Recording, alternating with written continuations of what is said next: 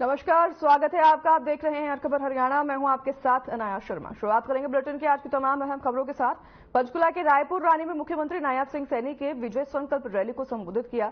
CM ने इस दौरान कार्यकर्ताओं से बातचीत भी की और इस दौरान आपको बता दें कि काफी संख्या में कार्यकर्ता मौजूद रहे और सभी को संबोधन करते हुए सीएम ने अपने सरकार के कार्यकाल की उपलब्धियां गिनाई और साथ ही उन्होंने प्रधानमंत्री नरेंद्र मोदी की भी तारीफ की। तो वहीं आपको बता दें कि सीएम ने राहुल गांधी के एक चुटकी पर गरीबी हटाने को लेकर भी कटाक्ष किया है। राहुल गांधी साहब को अपनी दादी से सीख लेनी चाहिए। उनकी दादी ने 1970 में कहा था, उन्होंने शायद ये कहा था कि हम गरीबी हटाएंगे। ये नारा 1970 के अंदर एक कांग्रेस की प्रधानमंत्री इंदिरा गांधी ने कहा था और आज तक गरीबी नहीं हटी। गरीबों के लिए कोई योजना भी नहीं बनी। गरीबों को लॉलीपॉप देने का काम 55 साल 60 साल तक कांग्रेस करती रही। कांग्रेस के बड़े नेता करते रहे और इस प्रकार से उनको रेवड़ियां दे करके इस प्रकार की बातें करते रहे कि जब चुनाव आते थे टॉफी देने का काम करते थे और फिर उनके हालात के ऊपर उनको छोड़ देते थे। ये 1970 में ये राहुल गांधी को पीछे थोड़ा जाना चाहिए। अपने परिवार के जो उनकी दादी ने शासन किया था, उन्होंने क्या शब्द कहे थे, वो अब एक झटके के अंदर वो गरीबी दूर करने की बात कर रहा है। हरियाणा के पूर्व मुख्यमंत्री मनोहर लाल अंबाला पहुंचे। अंबाला पहुंचकर उन्होंने बीजेपी ऑफिस में नेताओं के साथ चुनाव को लेकर मीटिंग की। इस मौके पर उनके साथ हरियाणा के पूर्व गृह मंत्री अनिल विज और मौजूदा राज्य परिवहन मंत्री असीम गोयल मौजूद रहे। आपको बता दें कि मनोहर लाल ने उत्तर भारत में वोट प्रतिशत पर अपनी प्रतिक्रिया देते हुए कहा कि हर राज्य का वोटिंग प्रतिशत अलग अलग होता है। वहीं उन्होंने बीजेपी की 370 सीट और बीजेपी के घटक दलों की 30 सीट जीतने का दावा किया।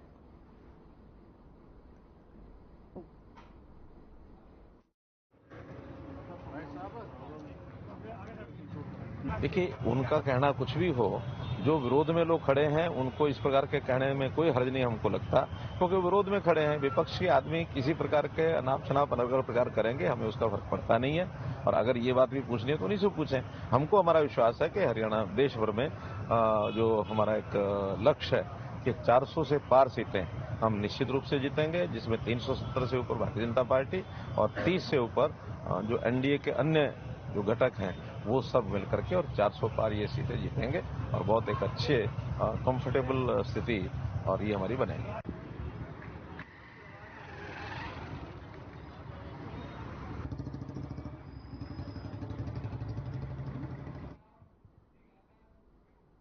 अग्रसेन धाम कुंडली में हनुमान जन्मोत्सव के उपलक्ष्य में कार्यक्रम का आयोजन किया गया। आपको बता दें कि कार्यक्रम में हनुमान भक्तों का तांता लगा हुआ था। कार्यक्रम में दूर दूर से पहुंचे श्रद्धालुओं ने जय श्री राम के जयकारे लगाए।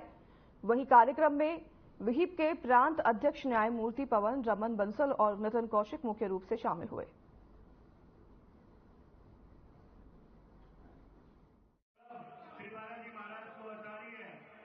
और ये हमारा सौभाग्य है कि ऐसे पवित्र अनुष्ठान में हम पूरी टीम अपने साथियों के साथ बालाजी महाराज का महाअभिषेक कर रहे हैं। विशेष बात ये है कि देश के 31 पवित्र स्थलियों के जल से श्री बालाजी महाराज का आज महाअभिषेक किया गया, जिसमें अयोध्या का जल और रामेश्वर धाम का जल भी शामिल है, श्री सालासर और मेहंदीपुर का जल भी है। और अभी कुछ ही क्षणों में हम माता महांजनी को बधाई के रूप में 108 मीटर की पीलिया चुंडी जो गुजरात के सूरत से बनवाई गई है, उसे माता महारानी को अर्पण करेंगे। और यहाँ की भीड़ और यहाँ के उत्साह उमंग को देख करके श्री हनुमंत लाल जी के प्राकट्य महामहोत्सव को मना रहे हैं बड़े ही धूमधाम के साथ। और यह महामहोत्सव यहाँ के समस्त भक्तजनों के लिए सुख शांति और समृद्धि देने वाला हुए। जैसे हम अपना जन्मदिन मनाते हैं, ऐसे ही उत्साह और उमंग के साथ यहाँ पर हनुमान जी का जन्मोत्सव मनाया जा रहा है। पधारे हुए समस्त भक्तों के प्रति शुभ हनुमान जी की कृपा प्राप्त हो, मंगल कृपा प्राप्त हो। मंगल भवन अमंगल हारी, उमा सहित जही जपत पुरारी। ऐसे हनुमंत लाल जी शिव जी के स्वयं अवतार हैं, तो हनुमान जी की कृपा सब पर बरसे, यही हमारी शुभकामना है। मैं इस अग्रसेन धाम के शामिल सभी जो हमारे अग्रसेन धाम के को मानने वाले हैं वो आज बधाई देने के लिए आए हैं। आज बालाजी का जन्म उत्सव मनाया जा रहा है और इसमें सभी व्यक्ति बड़े हर्षोल्लास से और अपने भक्ति भाव से यहाँ पर उपस्थित हुए हैं और सब में इतनी उमंग है, जोश है और सभी चाहते हैं कि किसी तरीके से भगवान की कृपा उन पर जीवन भर बनी रहे।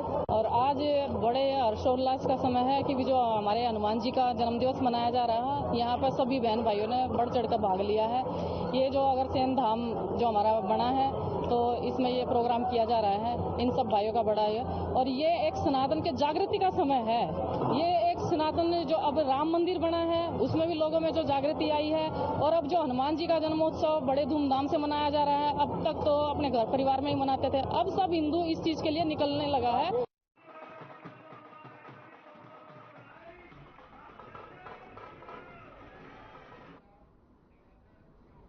खबर मदीना गांव से है, जहां एक बुजुर्ग के मोबाइल टावर पर चढ़ने की खबर पूरे गांव में फैल गई, जिसके बाद ग्रामीणों ने बुजुर्ग के परिजनों को इस बारे में सूचित किया।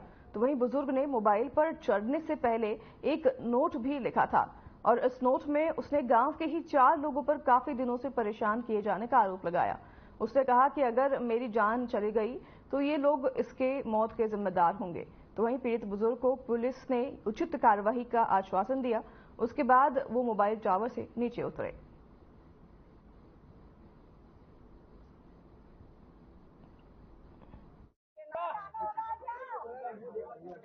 जी झूठा मटोनो मादरस करवा दिया जी और सतीश ने, पंडित जी ने। क्या नाम उसका? सतीश। क्या तकरार है? ये मन्ने जी सीम वीडियो पर दरखास्त लगा रखी जी उसकी। सुनो, सीम वीडियो पर दरखास्त लगा दी जी, जो पाप कर रहा था वो सारे लिखवा रखे। उससे जी उसे मिल गया। करने के बाद उसने जी मैं ड्रेसा भी अपने घर से लेकर गया, उसने साइकिल काम कर दिया जी। वो मेरा पिताजी घर की समस्या बारे में चढ़िया। मेरे पिताजी को 4 जने दुखी और जान से मारने की धमकी दे रहे हैं। सतीश रामलगा, जतीन उसका छोरा गीता और मेदू डॉक्टर, गाँव मेदू डॉक्टर जो गांव का अपने आप को सर्फ से बताते हैं। बार बार मारने की धमकी देते हैं और आंधे जाने का हमारा दुकानदारी फेरिया काम है। आंधे जाने के रास्ता रोकते हैं और बार बार धमकी देते हैं। घर आके भी धमकी दे हैं। हमारा गला 8 साल हो गया रोड़ा हो रहा है। पहले हम तो हमारी बहू बिगाड़ दी से 30 बामन ने और बजा दी। घर 8 साल हो गए, इसने करवा लिया और मैं हमारे गीत का झगड़ा का गया है। अभी हमने सारे दरखास्त दे दी, थाना में, कोर्ट में दे दिया, हमें सारे हमारी कोई सुनाई नहीं हुई। और 8 साल हो गए हमारा जीना आराम कर रखा है। सतीश पंडित से और गीता ने झूठा मेडिकल करवा लिया। 8 में हमने 4 में किसी ने चोट नहीं मारी। नीलीखेड़ी के पधाना गांव में खड़ी फसल अवशेष आग की भेंट चढ़ गई। करीब 100 एकड़ में आग लगी है, जिसमें लगभग 2 दर्जन से ज्यादा एकड़ खड़ी फसल थी और आग लगने से आसपास के एरिया में अफरा तफरी मच गई। आनंद फानंद में किसान खेत में पहुंचे और ट्रैक्टर हेरो के जरिए आग पर काबू पाने का प्रयास किया, लेकिन कोई फायदा नहीं हुआ। आग भड़कती चली गई। जब तक फायर ब्रिगेड की गाड़ियां पहुंची तब तक फसल जलकर तबाह हो चुकी थी। किसानों का आरोप है कि फायर ब्रिगेड व पुलिस काफी देर से पहुंची। अगर टाइम पर फायर की गाड़ियां आ जाती तो शायद इतना बड़ा नुकसान नहीं होता। किसानों ने सरकार से मुआवजे की भी मांग की है। तो फिलहाल आग के कारणों का पता नहीं चल पाया है और पुलिस पूरे मामले की कार्रवाई में जुट गई है।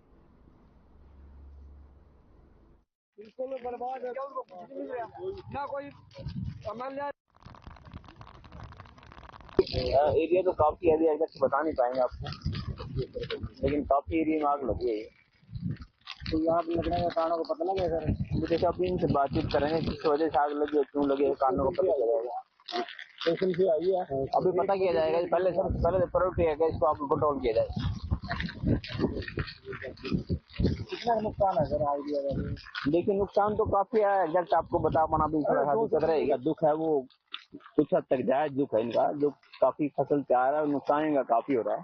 लेकिन अब सबसे पहले प्राथमिकता जो है इस आग को कंट्रोल करने की बजाय, अभी फायर अफसर से हमारी बात हुई है, हमने उनको ये बोला कुछ गाड़ियां फायर ब्रिगेड की अभी आ रही है यहाँ पे और मैक्सिमम गाड़ियां और आ रही हैं, अभी जल्दी कंट्रोल कर लिया जाएगा। इतनी गेहूं थी, सब जल गई, सब खत्म हो गई। आग उधर था ही, मशीनों पर फोन करे, मशीन आई भी थोड़ी बहुत लेट सेट आई, कहीं मशीन आई पूरी आई आग। बस ऐसे ही आके करा सारा फुक गया, इनके कंट्रोल होगा। जो क्या प्रशासन है जो क्या गाड़ी आ जाए चाहे जो मर्जी आ जाए, तो इनके होता जी खत्म हो गया सारा सौदा, कुछ भी गया नाच भी गया, तो डंगर लगावे क्या आपको गावे।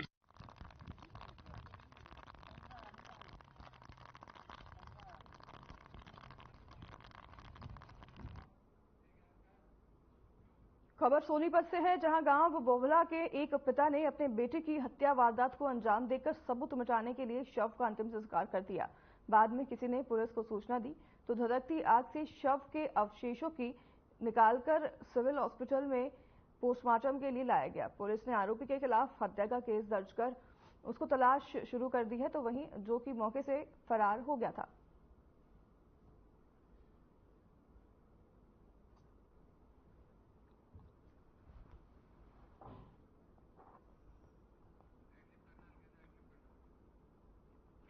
पिता ने अपने ही बेटे को मौत के घाट उतार दिया है। हालांकि पुलिस पूरे मामले की जांच में जुट गई है और इनके कारणों का अभी तक खुलासा नहीं हो पाया है।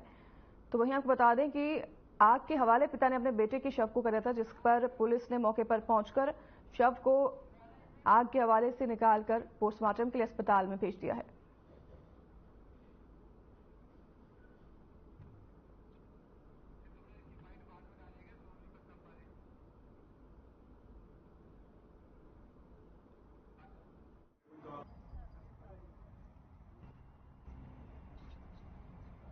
ये आज सुबह मुखबिर खास ने सूचना दी थी कि बोड़ा गांव में रोहित नाम के लड़के की हत्या करके और उसका दाह संस्कार किया जा रहा है। जिस सूचना पर पुलिस मौके पर पहुंची और इसकी गांव के सरपंच ने लिखित में शिकायत दी है, जिस पर हत्या का मुकदमा दर्ज किया गया है।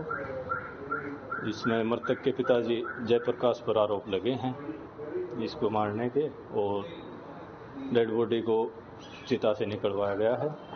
पोस्टमार्टम के लिए जीएच सोनीपत लेके आए हैं। बाद पोस्टमार्टम और जैसी जरूरत होगी कार्रवाई की जाएगी। अच्छा, कैसे क्या हो गया? ये दारू पी रहा था, देर बानी का मारा था, वो घर के छठवा थे, डंडा डंडा के लाग गया, वो इधर चलते साथ पर लाग गया। फिर क्या हुआ उसके बाद में? फिर दाह संस्कार कर दिया था गांव के अंदर। किसी ने पुलिस में ऊपर इतला कर दी, उसका पोस्टमार्टम करे। अच्छा, डंडा किसने मार दिया? उसके बाप जो है लाग गया। अच्छा, क्या नाम था उसका? जयप्रकाश।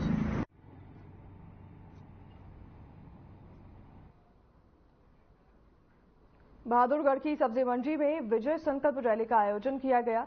इस दौरान मुख्यमंत्री नायब सिंह सैनी ने कार्यक्रम में हिस्सा लिया। उन्होंने कहा कि प्रधानमंत्री नरेंद्र मोदी ने 10 साल में सबका विकास किया और योजनाबद्ध तरीके से गरीबों को लाभ पहुंचाने का काम किया है।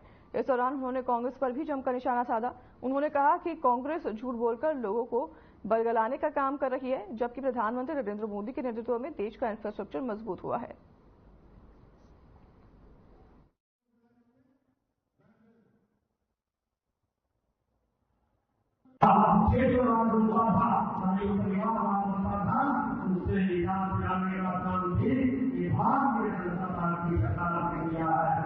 भारतीय जनता पार्टी ने किया। मैं ये कहना चाहता हूं कि आपको मजबूती से भाइयों खड़े होकर एक एक वोट के लिए एक काम एक दूसरे पर डालिए। भाइयों, ऐसे लोगों को 25 तारीख को कानूनों को जवाब देना है। जिनके कार्यकाल के अंदर भाइयों भ्रष्टाचार होता था, जिनके कार्यकाल में क्षेत्रवाद बनता था, जिनके कार्यकाल में भाई युवाओं को पर्ची और छाती पर नौकरी मिलती थी। ये हमारी सरकार ने युवाओं को बिना पर्ची बिना छाती के लिए रोजगार देने का काम भाई हरियाणा प्रदेश के अंदर किया। आज गरीब का बेटा भी भाई जिसकी कोई सिफारिश नहीं है, उसका बेटा भी आज हरियाणा सरकार के अंदर ऐसी सरकारी लग जाता है।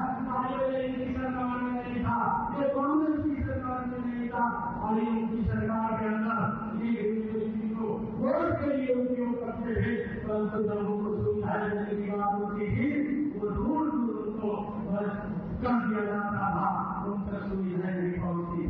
परंतु आज सरकार ने, नरेंद्र मोदी की सरकार जो इसी संकल्प यात्रा चलाई है, जो गांव के अंदर गई है, मानव के अंदर गई है, भाइयों, उसने एक एक व्यक्ति को जा करके सरकार की योजना के साथ वोट करके उसको मजबूत करने का काम किया है। आप सब इतनी भारी संख्या के अंदर आए हैं, आप सबका मैं दिल से धन्यवाद करता हूँ। और एक बात मैं आप लोगों से कहता हूँ कि अभी लंकेटी बोल रहे थे, भाइयों आपका बेटा आपका भाई आपके काम के लिए ही बैठा है। कभी भी भाई जरूरत पड़े सीएम हाउस के 24 घंटे दरवाजे आप लोगों के लिए खुले हैं। भाई आप कभी भी आकर मिल सकते हैं, बात कर सकते हैं। भाइयों 24 घंटे आप लोगों की सेवा में है। परंतु एक बात मैं कहता हूँ कि जितने अपने नाम बल्लभगढ़ में कार्यकर्ता सम्मेलन का आयोजन किया गया। इस दौरान लोकसभा प्रत्याशी कृष्णपाल गुर्जर ने कहा कि अगर कोई भी आपकी पार्टी का बूथ मजबूत होगा और कार्यकर्ता मजबूत होगा तो आपको कोई भी हरा नहीं सकता। इसके साथ ही उन्होंने कहा कि देश की सबसे बड़ी पार्टी भारतीय जनता पार्टी है।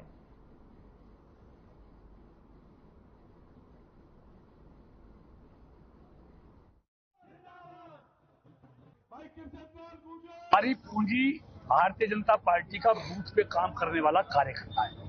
वही हमारी पार्टी की ताकत है और वही हमारी पार्टी की खूबसूरती है। क्योंकि हमारे यहाँ बूथ जीतना तो चुनाव जीतना, सारी ताकत असली ताकत बूथ पे लगती है। तो आज बल्लभगढ़ विधानसभा क्षेत्र के 222 बूथों का से हमारे हजारों की संख्या में कार्यकर्ता आए थे। उनका आज यहाँ सम्मेलन था और बहुत ही शानदार जानदार भाई मूलचंद जी ने और हमारी पूरी पार्टी के कार्यकर्ताओं ने एक भव्य आयोजन किया है। तो आज हम उनके बीच में आए हैं, उनके सामने अपने विचार जो भी हैं, जो 10 साल में देश का परिदृश्य बदला है, देश के हालात बदले हैं।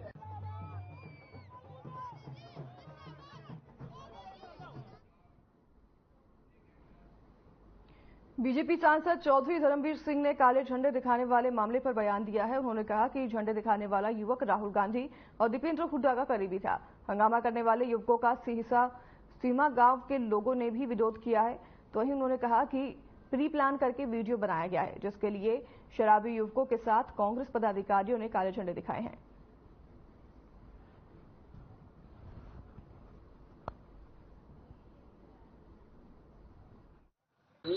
माम के अंदर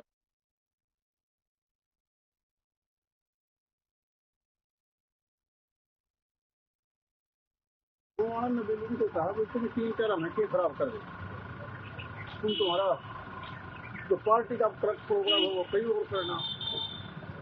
तो इस प्रकार से मुझे लगता जो प्री प्लान है कि हमें तो वीडियो बनानी है ये दिखाने के लिए। तो गाँव वालों ने ही सबने कंडम किया कि ये बात अपनी दारू की जिस प्रकार से तुम्हारे को भेजा है। और कांग्रेस के पदाधिकारी अपने आप को तुम कहते हो हम राहुल गांधी के नजदीक हैं, और राहुल के नजदीक होने का मतलब ये नहीं कि आप दूसरे को डिस्टर्ब करें। हरियाणा के वित्त मंत्री जेपी दलाल ने कांग्रेस को लेकर बड़ा बयान दिया है। उन्होंने कहा कि राहुल को पता है कि कांग्रेस खत्म हो चुकी है, इसलिए ईवीएम का बहाना लेकर अपनी जिम्मेदारियों से बच रही है। उन्होंने आगे कहा कि कांग्रेस के पास ना नीति है ना एजेंडा। वहीं जेजेपी की तरफ से बयान आया कि बीजेपी 400 सीटें तो दूर 200 सीटें भी पार नहीं कर पाएगी। इसको लेकर भी जेपी दलाल ने प्रतिक्रिया दी। उन्होंने कहा कि हमें दूसरी पार्टियों का नहीं, जनता का समर्थन चाहिए और वो मिल रहा है।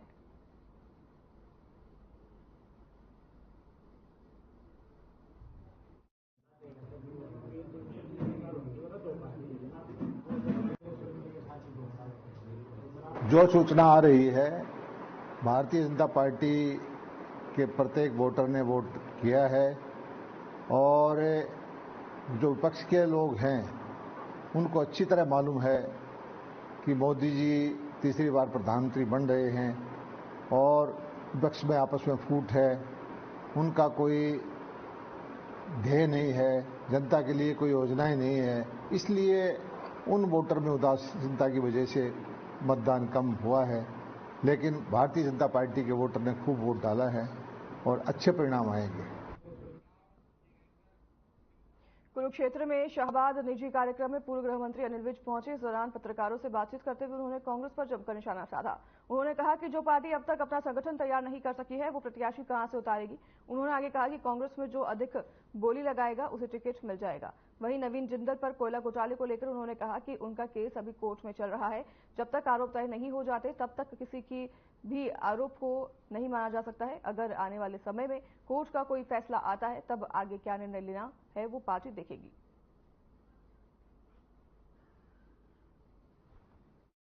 ये यहाँ पे इन्होंने पायलट्स का और इमिग्रेशन स्टडी वीसा का इन्होंने और अच्छा चलेगा। वो यहाँ परिवार परिचित परिवार है और बहुत इनका संपर्क है। जब है ही नहीं, पकड़ पकड़ के ला रहे हैं, फिर कोई पार्टी तो है नहीं ये। इनका 10 साल में कोई संगठन नहीं बन सका कांग्रेस का। हमारा तो संगठन है, हमारा तो राष्ट्रीय टीम है ऊपर, फिर प्रदेशों की टीम है, फिर मोर्चे हैं हमारे, फिर जिले की टीम है, फिर हल्के की टीम है, मंडलों की टीम है।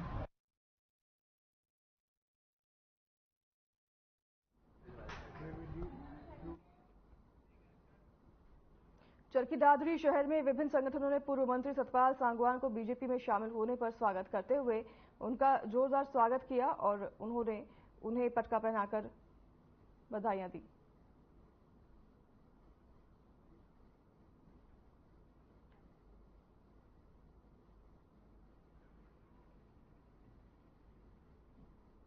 तो वहीं इस मौके पर सतपाल सांगवान ने कहा कि क्षेत्र की जनता और कार्यकर्ताओं के साथ विचार विमर्श करने के बाद उन्होंने बीजेपी में शामिल होने का फैसला लिया है। इसके साथ ही उन्होंने कहा कि मंत्री रहते हुए क्षेत्र में बहुत विकास कार्य करवाए हैं, जिसकी बदौलत क्षेत्र की जनता उन्हें बहुत प्यार देती है। क्षेत्र की जनता के हित को ध्यान में रखते हुए बीजेपी को उन्होंने ज्वाइन किया है।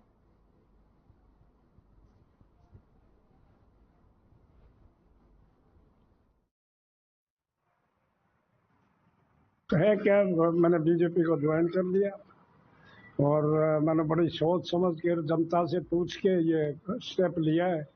मैंने बहुत दिन तक इंतजार करे, मेरी वर्कर मीटिंग, एक बम्बास्टिक वर्कर मीटिंग होगी थी, उसके बाद मैंने ये देखा था भाई जनता जो कहेगी वो फैसला लूँगा। तो मैं तकरीबन ज़्यादा तो नहीं 30-40% लोगों से कांटेक्ट कर चुका था। तो उन्हें सभी ने ये कहा कि जो आपको टिकट दे उसका लो, आपकी अपनी इंडिविजुअल फॉलोइंग है, किसी की वो देन नहीं है उसमें। हर खबर हरियाणा देख रहे थे आप और फिलहाल के लिए इस बुलेटिन में हमारे साथ बस इतना ही। नमस्कार।